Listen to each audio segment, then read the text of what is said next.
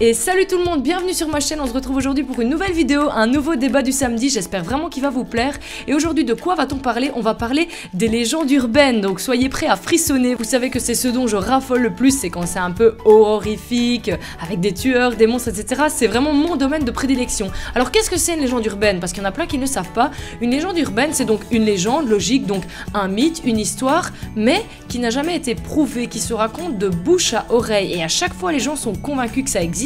Et finalement, il n'y a pas réellement de preuves. Donc c'est vraiment basé sur le bouche à oreille. Alors ça peut être tout, une anecdote, une blague ou des choses un peu plus qui font un peu plus peur. Et c'est ce dont nous on va choisir aujourd'hui, c'est des légendes urbaines qui font peur. Alors, c'est parti, première question, y a-t-il une légende urbaine qui vous a traumatisé toute votre enfance? Et moi, j'en ai une qui vraiment, quand je vais vous la raconter, je suis sûre qu'il y en a pas mal d'entre vous qui la connaissent, qui vraiment m'a empêché de dormir le soir, qui m'a fait super peur, et j'ai envie de vous la partager. C'est parti, je vous la raconte, soyez bien attentifs et écoutez, parce que franchement, ça fait frissonner. Ma légende s'appelle La vieille dame et son chien. Une vieille dame vit seule, et elle avait décidé d'adopter un chien afin de lui tenir compagnie. Tous les soirs, avant d'aller se coucher, systématiquement, après avoir éteint les lumières, elle se mettait dans son lit et elle laissait sa main passer et son chien lui léchait la main. Ça avait un sentiment rassurant pour elle. Elle se sentait bien en ces moments-là. Seulement, une nuit, la vieille dame se réveille en entendant un bruit de gouttes d'eau dans la salle de bain.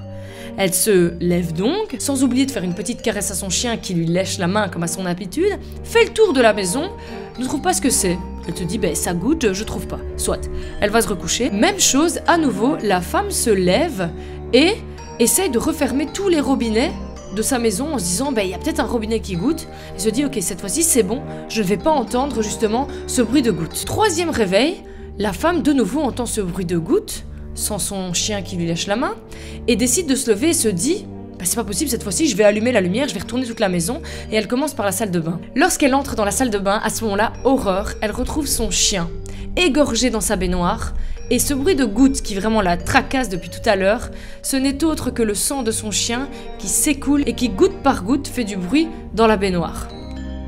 Et là, mais oui, si le chien est mort et qu'il est dans la baignoire, qui lui léchait la main?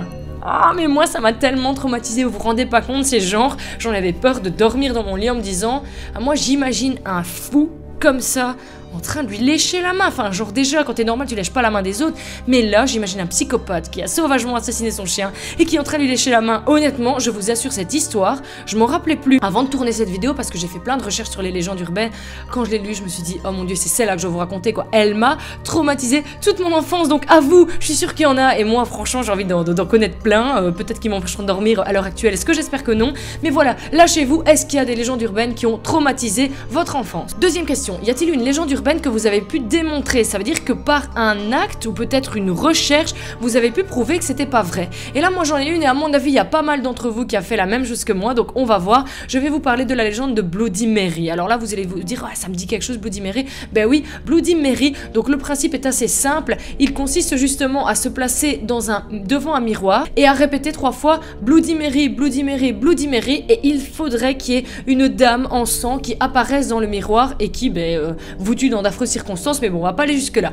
Bon, je vais vous raconter un petit peu l'historique quand même de ce truc là parce que ça vient pas de nulle part. La légende raconte que Mary était une jeune maman qui s'est suicidée dans sa salle de bain parce qu'elle avait perdu son bébé. Persuadée que quelqu'un est à l'origine de la mort de son enfant, elle hante aujourd'hui les miroirs des salles de bain afin de tuer le coupable. Et donc toute personne qui prononcerait 3 fois Bloody Mary devant son miroir et tournerait 3 fois sur lui-même apercevrait alors Bloody Mary qui se tiendrait derrière le miroir. Si la personne rajoute, et ça moi je le savais pas, donc si la personne rajoute j'ai tué ton bébé, parce qu'on va éviter l'anglais, elle mourrait dans d'affreuses circonstances. Et là par contre moi ça je l'ai fait, donc je sais pas, j'étais un peu, je sais pas, 12-13 ans, j'ai eu les couilles parce que honnêtement ça paraît con, mais je vous défie de le faire encore maintenant alors que pourtant voilà j'ai 27 ans et je le ferai plus. Se tenir devant le miroir et dire voilà Bloody Mary 3 fois, c'est quelque chose vraiment franchement ça met mal à l'aise. T'attends comme ça, 1 fois, 2 fois, la 3e fois t'hésites. Et donc si l'on en croit l'histoire, j'ai eu l'occasion de démontrer justement cette légende urbaine, mais si on va jusqu'au fond du fond, j'ai quand même pas dit, parce que je savais pas en fait à ce moment là, j'ai tué ton bébé, trouvé, donc vérité ou pas vérité, on sait pas trop.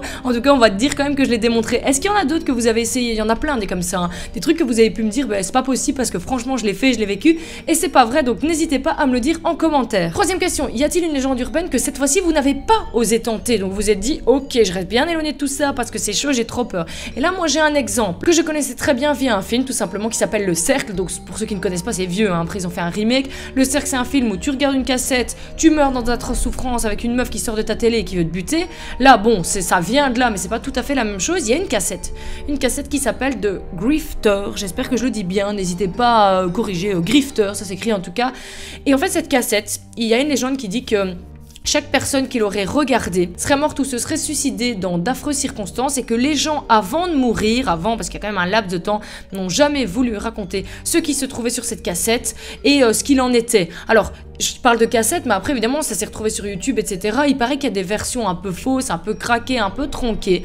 Mais il paraîtrait que si on fait des recherches bien poussées dans le web, le côté un petit peu sombre, il y aurait moyen de trouver cette vidéo et de la regarder. Moi, personnellement, là, je le tente pas. Parce que je me dis, bah si c'est vrai, il suffit d'une fois, et bye bye. Bye bye les vidéos, bye bye YouTube, bye bye tout. Donc voilà, ça c'est une légende urbaine que j'oserais pas tenter. Voilà pour la vidéo, bah écoutez, c'est à peu près tout. Je récapitule, y a-t-il une légende urbaine qui vous a profondément traumatisé quand vous étiez petit?